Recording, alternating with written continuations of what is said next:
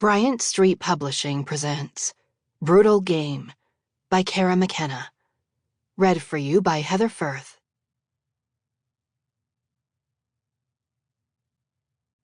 Reader Advisory. This book contains consensual but intense rape role-playing scenes that some may find upsetting. Chapter 1. Flynn climbed into his car just after 1 on Saturday night, waking the grumpy engine on the third crank. It had to be 10 degrees out, and just the short walk from the bar's exit to the curb had chilled his sweat and stiffened his spent muscles.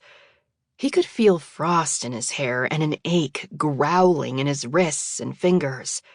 Still, he didn't bother with the heater. It was a quick drive. It was snowing. Barely.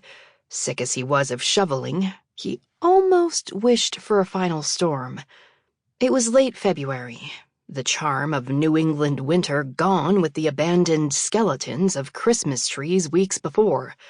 The streets were crusted with brown-gray ice, and these flurries would do jack to cover it over.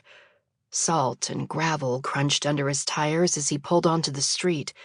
South Boston all but abandoned at this time of night, save for the odd car in the distance, and scattered drinkers making their way home with clumsy, nervous steps along the slick sidewalks. Flynn was beat. Literally. Not defeated, but he'd taken a couple hard shots in his final boxing match, one to the temple and one to the chin, and his neck was sore, like whiplash. "You're not 25 anymore," his body bitched, but he ignored it. He'd be home soon, in his warm apartment, with a warm woman curled up and waiting on his couch or in his bed, maybe already asleep with a book on her chest, maybe amenable to having that book plucked away, replaced by the weight of her lover lowering down, his lips on hers, and sleep be damned.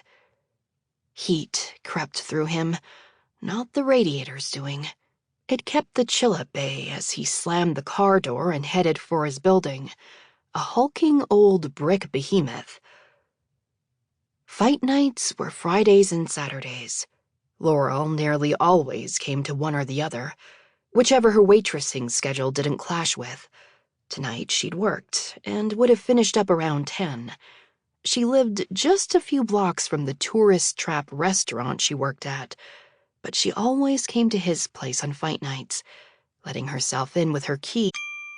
Sample complete. Ready to continue?